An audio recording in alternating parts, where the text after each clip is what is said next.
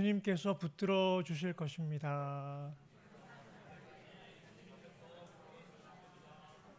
아멘.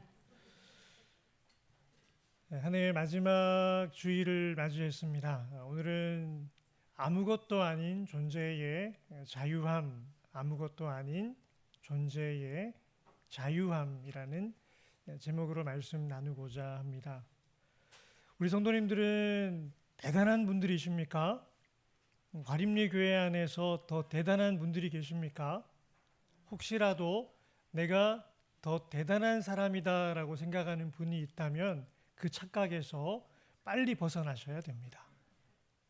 만약에 신앙생활 오래 하면서 또 교회를 오래 다니시면서 여러 봉사도 하고 헌금도 많이 하고 존경받을 만한 여러 업적도 있어서 그래서 내가 더 대단한 사람이다라고 생각하는 분이 있다면 아직 신앙생활에 걸음마를 걷고 있는 것입니다. 영적으로 미숙하기 때문에 그런 생각을 하고 있는 것입니다. 영적 거장은요, 어디를 향해 가느냐?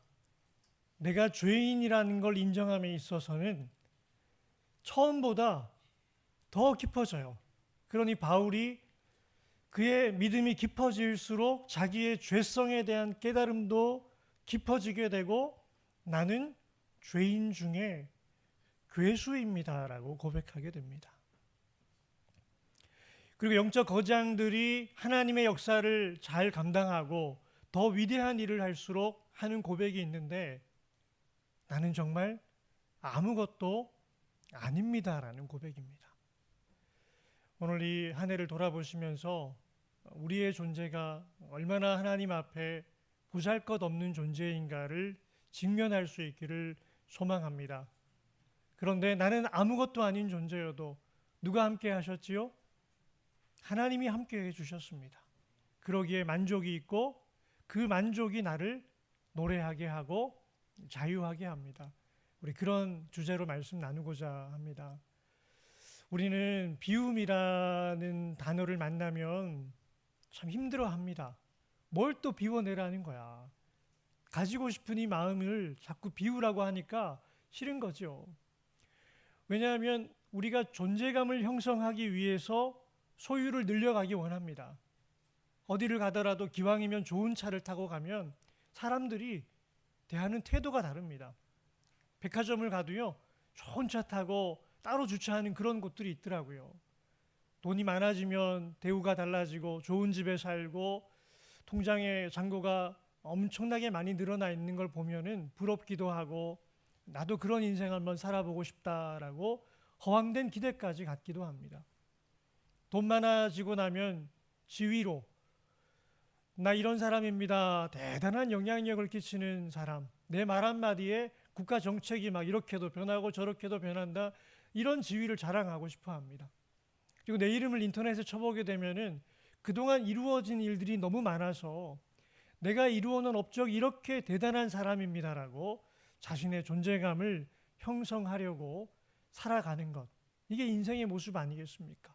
그런데 성경은 이 모든 것들을 비우라라고 말하고 있습니다. 세상은 가치 있는 존재가 되려면 더 화려한 세 장을 만들라라고 권면하지요. 기왕이면은 동보다는 은이 좋고 은보다는 금이 좋고 그 금으로 만든 세 장 안에 금은보와 가득 채워 놓으면 그 새의 존재가 좀 더 나아 보이는 것입니다. 그런데 새 장이 훌륭한 금으로 만들어졌다고 해서 새까지 훌륭해지는 것은 아닙니다. 소유나 지위와 업적은 모두 새 장과 같은 것입니다. 아무리 저걸 화려하게 만들어도 새까지 화려해지지는 않습니다. 저 새가 자기의 존재를 찾기 위해서 새 장 안에서 존재감을 형성하려고 몸부림을 치게 되면 어떤 일이 벌어질까요? 더 깊은 공허함에 빠질 뿐입니다. 아무리 저기에 많은 걸 채워 놓아도요, 그 소유가 내가 다른 사람보다 더 큰 세상에, 더 화려한 세상에 살고 있다라는 그 집의 화려함이 새에게 만족을 줄 수는 없습니다. 여호수아는 위대한 정복자이고 민족의 영웅이었습니다. 이런 원리를 잘 알고 있었기 때문에 여호수아는 은퇴사에서 이제 자기의 인생을 리더로서 마감하는 그 은퇴사에서 뭐라 말하느냐? 그의 마지막 명령은 정복이 아닙니다. 더 이상 더 많은 땅을 가져라. 이게 여호수아의 명령이 아니고요. 철저한 제거였습니다. 보여지는 땅을 가지는 것에 마음을 쏟지 말고 마음을 돌아보고 마음 안에서 제거해야 될 우상을 제거해라. 이게 여호수아의 명령입니다. 함께 읽습니다. 그러므로 이제는 여호와를 경외하며 온전함과 진실함으로 그를 섬기라. 너희의 조상들이 강 저쪽과 애굽에서 섬기던 신들을 치워버리고 여호와만 섬기라. 아멘. 지금 여호수아가 염려가 되는 것은 그들의 마음속에 땅을 차지하면서 탐욕이 싹트기 시작했고 그 탐욕이 애굽의 영광을 향해 그 마음이 하나님에게서 떠날까 봐 그게 두려웠던 겁니다. 너희 조상들이 강 저쪽에서 섬겼던 신들, 애굽에서 섬겼던 신들을 완전하게 치워버려야 된다. 우상 숭배를 하지 말라는 것입니다. 우상은 존재를 지켜줄 수 없는 것입니다. 그런데 나를 지켜줄 수 없는, 내 존재감을 형성해 줄 수 없는 그 우상에게 내 존재를 맡겨버리는 것, 이게 바로 우상 숭배입니다. 하나님이 아닌 것을 하나님처럼 경배하는 것, 이 우상 숭배를 하면 인생이 망해버립니다. 하나님으로부터 멀어지게 되고 하나님의 영광에 참여하지 못하는 존재가 되어버립니다. 그러기에 비우라는 것이지요. 비울 뿐 아니라 오늘 여호수아는 채우라 말하고 있습니다. 우리 인생이 가진 가장 큰 비극에 대해서 도스토옙스키는 이렇게 말합니다. 주인을 잃어버린 비극이라 말하고 있습니다.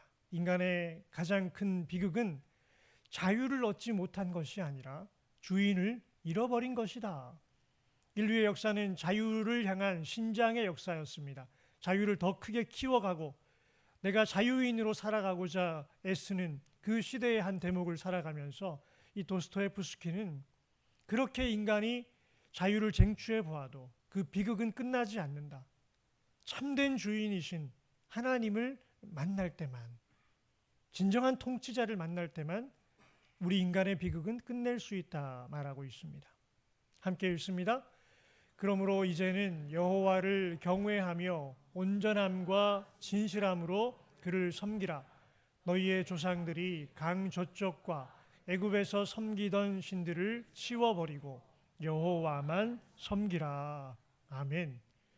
우상을 제거하는 것과 여호와 하나님을 온전함과 진실함으로 섬기는 것은 연결되어 있습니다.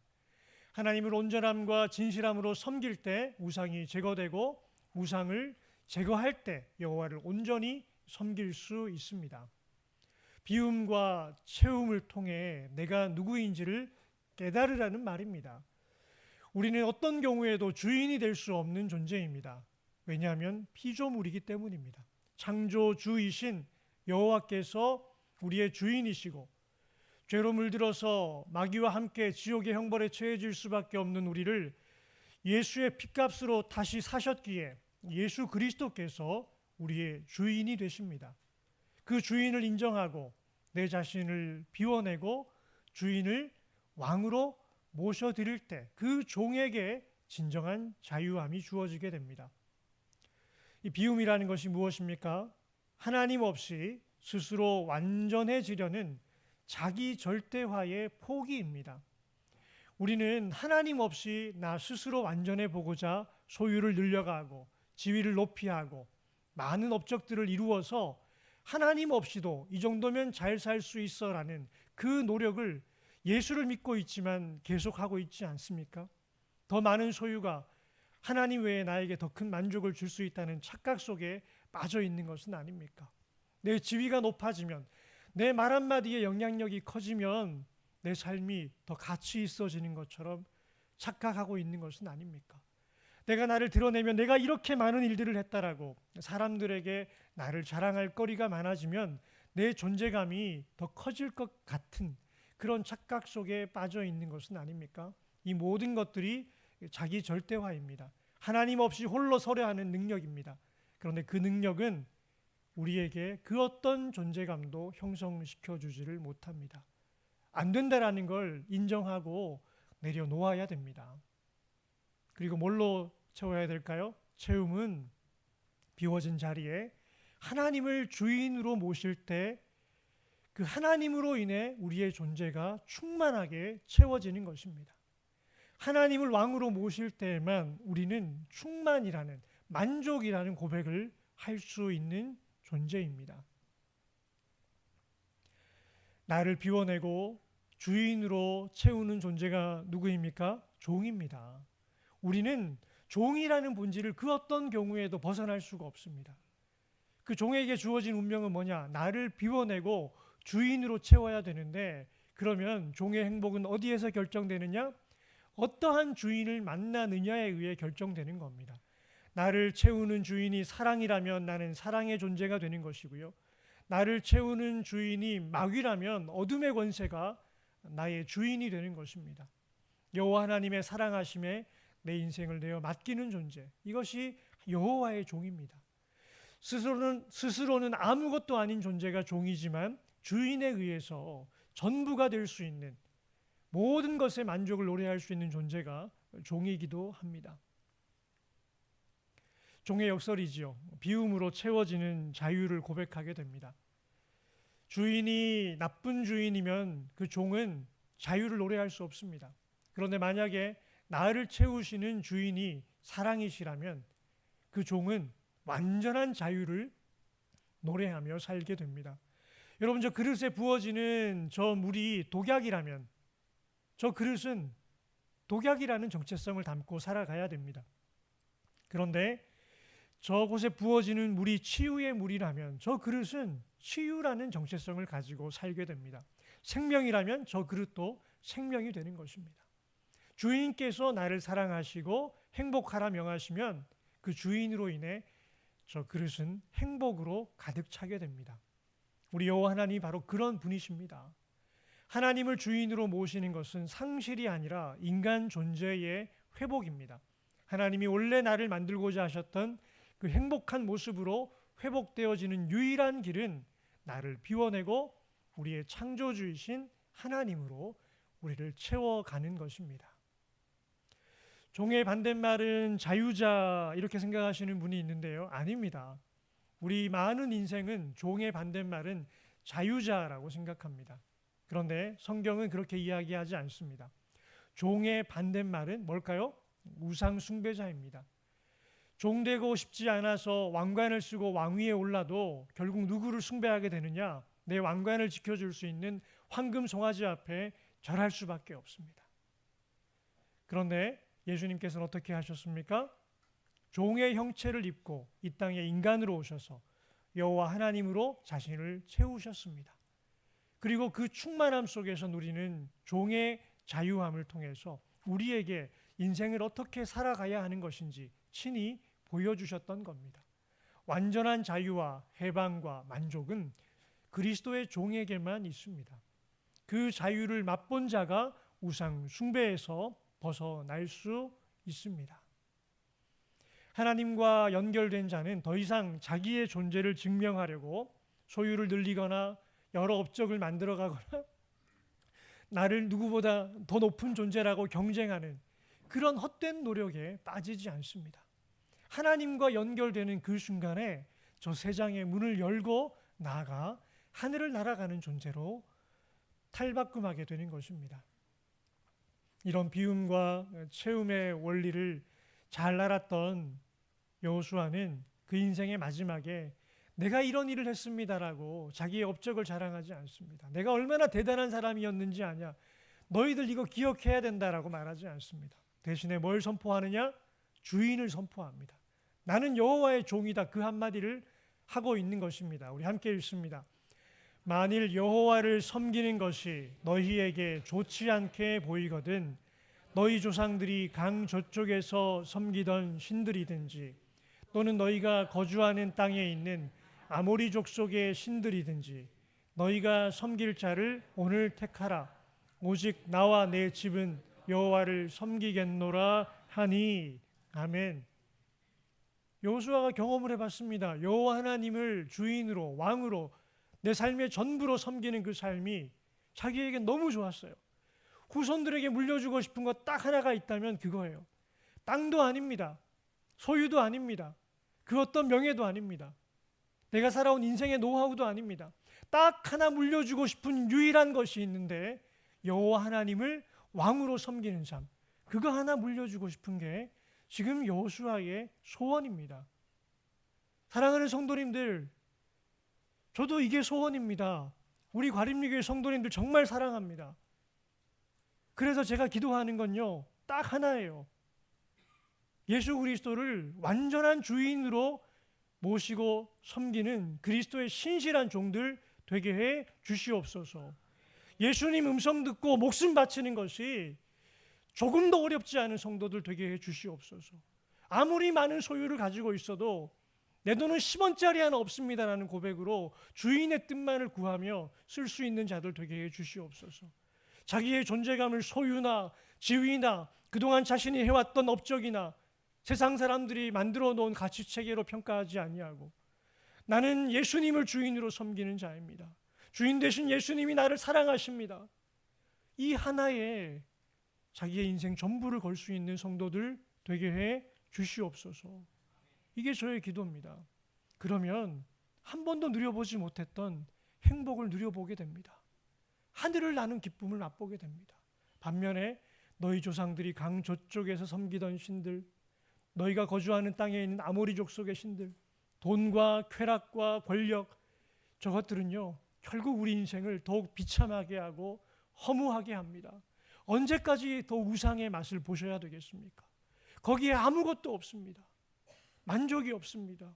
죄책감이 깊어지고 주님과 멀어지게 되고 공허하게 되고 내가 나를 아무리 대단한 사람이라고 만들어 보아도 뒤돌아서면 나를 향해 손가락질하는 사람들을 마주해야 됩니다. 사랑하는 성도님들, 여러분이 섬길 자를 오늘 택하시기 바랍니다. 누구를 택하시고 누구를 주인으로 섬기시겠습니까? 오직 나와 내 집은 여호와를 섬기겠노라. 예수 그리스도만을 삶의 주인으로 온전히 섬기시기를 축복합니다. 오직 나와 내 집은 여호와를 섬기겠노라. 이것이 여호수아가 은퇴사로 선포하는 결정적인 문구입니다.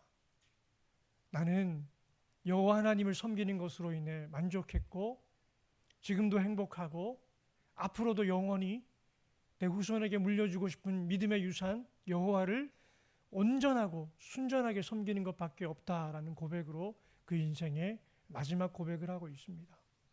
아무것도 아니어도, 나 스스로는 아무것도 아니어도 여호와를 섬길 수 있다면 만족합니다. 여호와 하나님이 나의 왕이 되시고 나의 주인이 되신다면 그 하나로 나는 만족합니다. 이 만족이 나를 자유하게 하고 노래하게 하고 하늘을 날게 합니다. 우리 인간들은 다 무엇인가를 되고 싶어서 몸부림을 치고 있습니다. 김춘수라는 시인은 그 인간의 존재감을 형성하려고 하는 그 발버둥을 바라보면서 이런 고백을 합니다.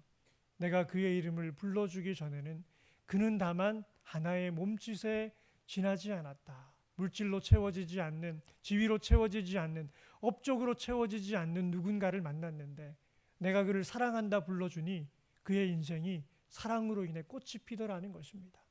내가 그의 이름을 불러주었을 때 그는 나에게로 와서 꽃이 되었다.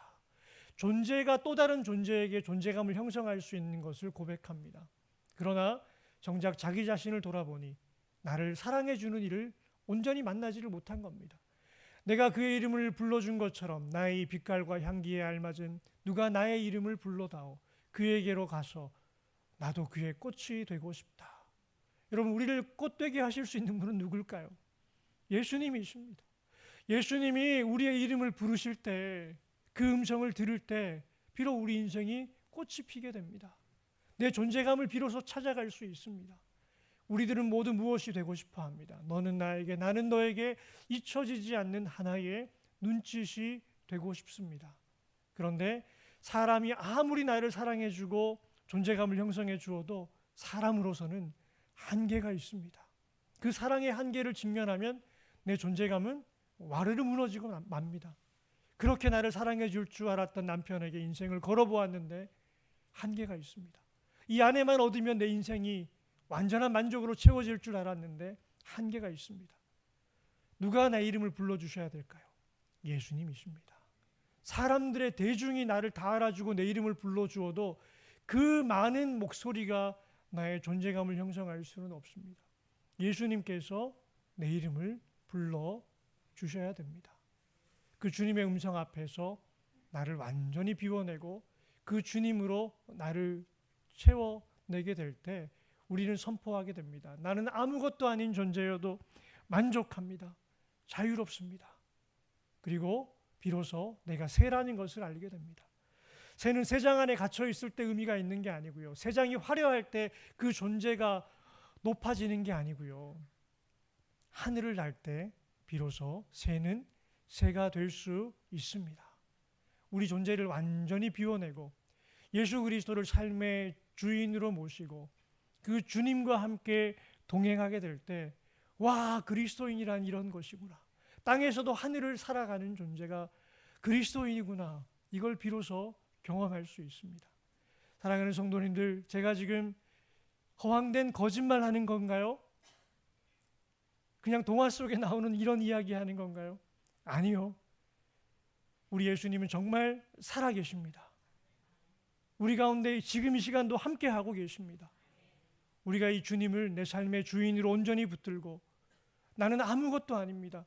주님이 아니면 돈도 소용이 없고 지위도 소용이 없고 업적도 소용이 없고 나는 아무것도 아닙니다. 주님만이 나의 전부이십니다. 이 죄인을 받아주십시오라고 예수님을 삶의 진정한 주인으로 영접하게 될 때 우리는 이 주님으로 인해 그리스도인이 되고 하늘을 나는 존재로 땅에서도 하늘을 살아가는 은혜를 누리며 살아갈 것입니다. 올 한 해를 돌아보시면서 만족이 있으십니까? 무엇으로 인해 만족하십니까? 여호와 하나님을 주인으로 섬기기만 했다면요, 가난해도 만족할 수 있습니다. 사람들이 알아주지 아니하여도 내 계획대로 된 것 하나도 없어도 여호와 하나님을 주인으로 섬기고 예수님 뜻을 구하며 순종의 걸음 옮겨왔다면 우리는 그 자체로 만족하며 자유하며 살게 될 것입니다. 올 한 해 돌아보시면서 부족한 게 있었다면 이제 새해를 계획하시면서 어떻게 계획해야겠습니까?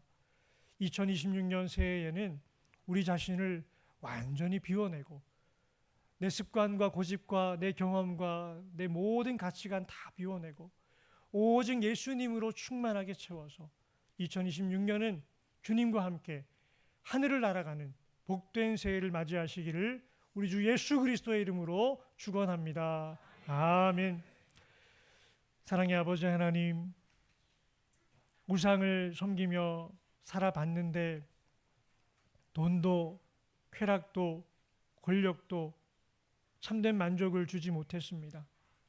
오히려 우리를 더욱더 죄의 사슬 가운데 묶어 놓았을 뿐입니다. 이제 더는 우상 숭배자로 살지 않겠습니다. 내 삶의 주권 예수님께 넘겨드립니다. 주님이 받아 주시옵소서.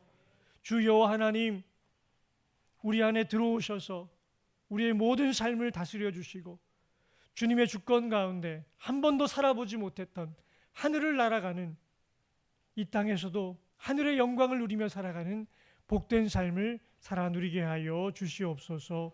예수님의 이름으로 기도합니다. 아멘.